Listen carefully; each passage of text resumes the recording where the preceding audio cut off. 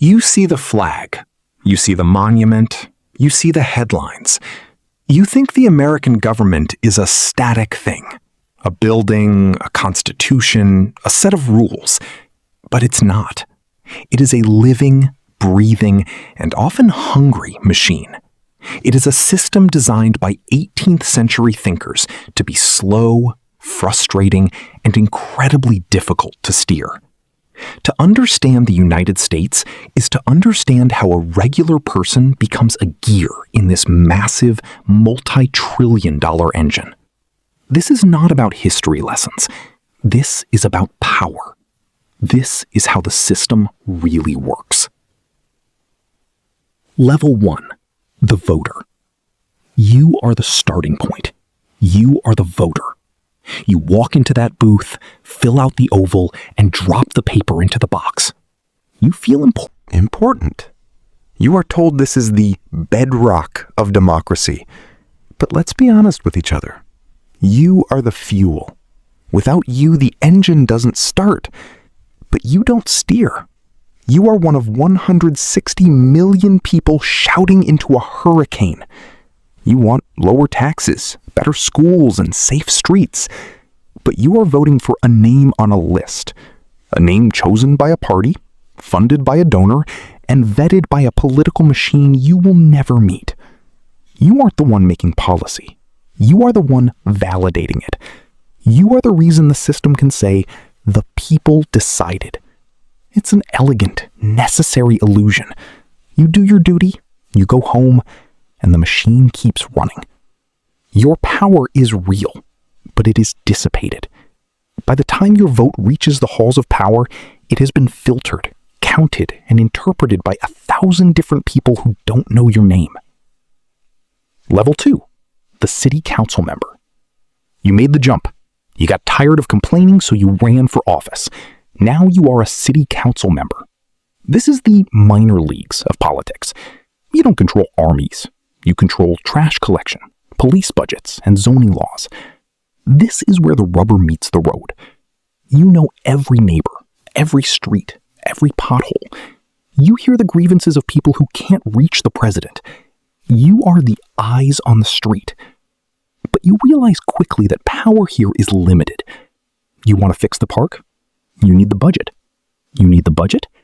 You need the mayor. You need the mayor?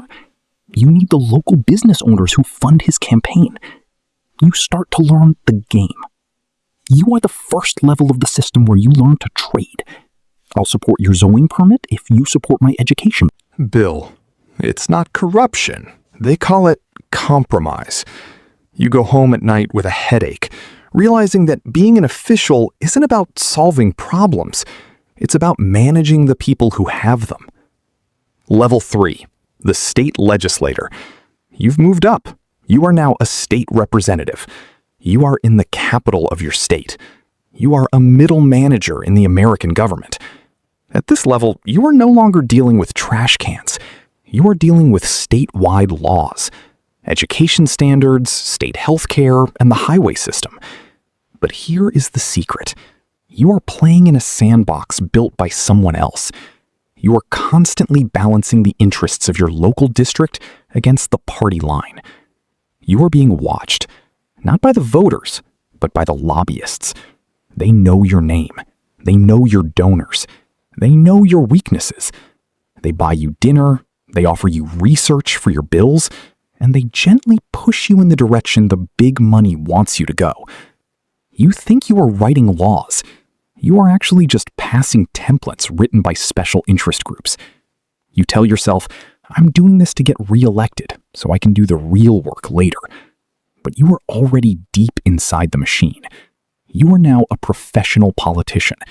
You are the bridge between the people at the bottom and the power at the top. Level 4.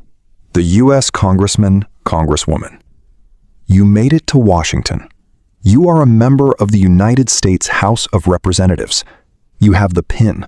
You have the office with the view. You are a national figure. But here is the truth they don't tell you during the swearing in. You never actually stop campaigning. You serve 2-year terms. That means the day after you win, You are already raising money for the next election. You spend 4 to 5 hours a day on the phone, cold calling donors, begging for cash to fund your re-election. You aren't governing, you are fundraising. Every vote you cast is a calculation. You don't ask, is this good for the country? You ask, will this hurt me in the primary? Will this get me attacked in a 30-second TV ad? You are a prisoner of your own job. You live in a state of perpetual anxiety, terrified of a scandal, a bad headline, or a primary challenger with more money than you. You have access to power, you influence legislation, but you are also the most disposable person in the building. You are one bad election away from being just another person back in your district. Level 5. The lobbyist, the shadow architect. You aren't elected. You don't have to answer to voters. You are a lobbyist on K Street. You are the invisible hand of the American government. You were once a congressman, or a chief of staff, or a high-ranking agency official. You know how the machine works because you helped build it. Now, you represent a corporation, a trade association, or a foreign government. When a bill is being written, the politicians don't have the time or the expertise to write it themselves, so they call you. You provide the research. You draft the language. You explain to the junior staffer why this regulation will kill jobs, or why this tax break is good for innovation. You aren't breaking the law. You are defining the environment in which the law is written. You hold the real map of the city. You know who owes who a favor. You don't care who is president. You care about what is in the text of the bill. You are the architect of the machine's daily operations, and you never have to face an election. Level 6. The cabinet secretary, the technocrat. You are a cabinet secretary. You have been personally appointed by the president. You manage an agency of 50,000 to 100,000 employees. You control a budget in the billions. You are a technocrat. You don't have the messy problem of getting elected, but you have a worse problem. You have to please the president, appease Congress, who controls your funding, and manage a massive, slow-moving bureaucracy that hates change. When the president says, I want to solve the energy crisis, it is your job to figure out how. You sit in meetings for 12 hours a day. You read reports that are 3 inches thick. You are constantly fighting turf wars with other agencies. You know that you are a placeholder. You are only as powerful as the president's trust in you. The moment you become a political liability, the president will discard you. You are the CEO of a massive corporation that is owned by the American public, and you are trying to keep the ship afloat while half the passengers are actively trying to sink it. Level 7. The Supreme Court Justice, the arbiter of reality. You are a Supreme Court Justice. You are one of 9. You have achieved what no politician can: lifetime tenure. You do not worry about elections, fundraising, or the next cycle. You are, in the purest sense of the word, insulated. But with that insulation comes a crushing weight. When you walk into that chamber, you are not just reading laws. You are deciding what the law actually means for 330 million people. You define what is constitutional, what is a right, and what is a limit. You don't have a boss. The president cannot fire you. Congress cannot lower your salary. You answer only to your own conscience and the weight of precedent. Yet, you know the truth. You are a political animal. Every vote you cast is analyzed, mapped, and scrutinized by the world. You are conservative, liberal, originalist, or pragmatist. You see the world watching, waiting for your signature to change the trajectory of the nation. You hold the pen that erases or writes the rights of generations. You are the final wall. When the rest of the government is gridlocked, when the system grinds to a halt, you are the one who speaks last. It is a lonely, terrifying, and ultimate power. Level 8. The president, the face of the machine. You are the top of the pyramid, the commander-in-chief, the president of the United States. You think you are the pilot, but quickly you learn you are the passenger. You are the face of the machine, but the machine has a mind of its own. You have the nuclear football at your side, capable of ending civilization with a single order. Yet, you struggle to change a single regulation in a mid-level federal agency. Your life is a constant barrage of crises. The military needs more budget. The economy is cooling.